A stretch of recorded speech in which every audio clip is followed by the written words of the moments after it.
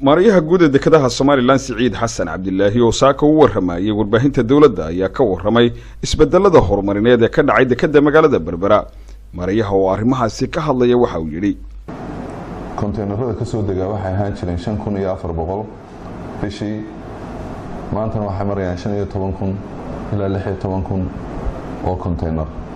oo dareemi karaysa faraqa u dhaxeeya inta la eegyahay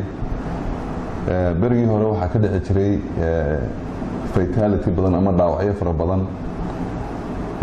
maanta dhaawac aad ayuu u yar yahay sababtoo ah waxaanu capacity building fara badan oo lagu sameeyay shaqaalaha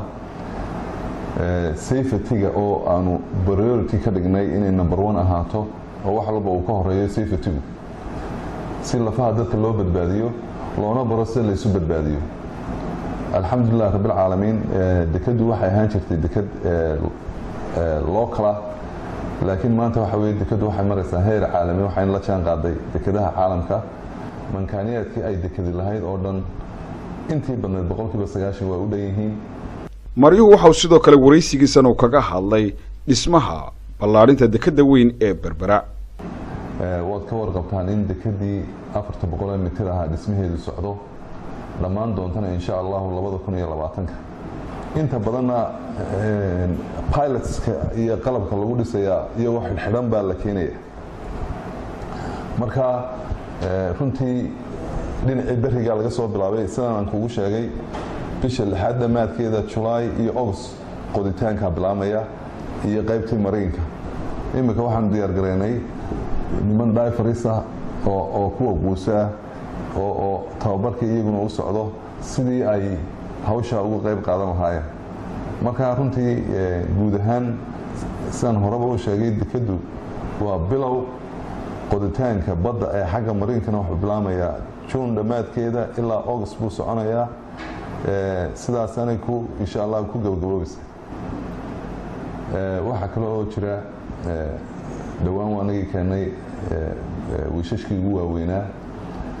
oo midkiiba uu yahay 120 tan waxa iska yeelato waa markii u horeysay ee dekada Berberi ay yeelato wiishash ay leedahay oo awood u leh inay wax rogaan waxna raraan. maryuhu waxa uu sidoo kale uu sheegay in sanadka 2020 ay keeni doonaan qalab casri ah oo wax weyn ka tari doona habsami u socodka adeegyada dekada Berbera oo ku jiro taag casri ah oo lagu soo kordhin doono taageerada waqtigan ka shaqeeya dekada Berbera. in lagu xuso programkan pilot boat-ki waa muhiim pilot boat-ka gacanta lagu hayaa waa la dhisayaa san horeba u sheegay waxa uu ku sugan yahay dalka Ireland 15 qof bay qaadi doontaa qalabkeedu waa u dhan yahay sawirradii qayb baan ka hayaa imika halka ay marayso dhismaheedii waxayna soo gaaraysaa bisha 3aad 2020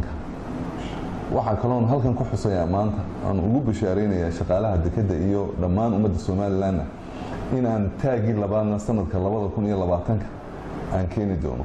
sababtoo ah dekadu waxay u baahan tahay 2 taag ugu yaraan ama 3 taag oo casri ah hadda waxaan ku shaqeynaa kii hore 42 sano jiray iyo taagi cusba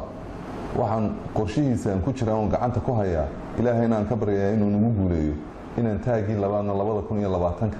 aan keeno haddii alla yiraahdo. maryuhu waxa uu sidoo kale u soo jeediyay shaqaale weynaha ka howlgala dekada Berbera iyo shacabka Somaliland waxaan ummadda shacabka reer Somaliland ilaahay uga baryayaa sanadkiisa iyo sanado badan oo soo socda bashbash iyo barwaaqo gaar ahaan waxaan fariin u dirayaa iyo salaan kaliya laaba maalinta ciida ee qaranku leeyahay dhammaan shaqaale weynaha dekada Berbera oo dhan oo aan leeyahay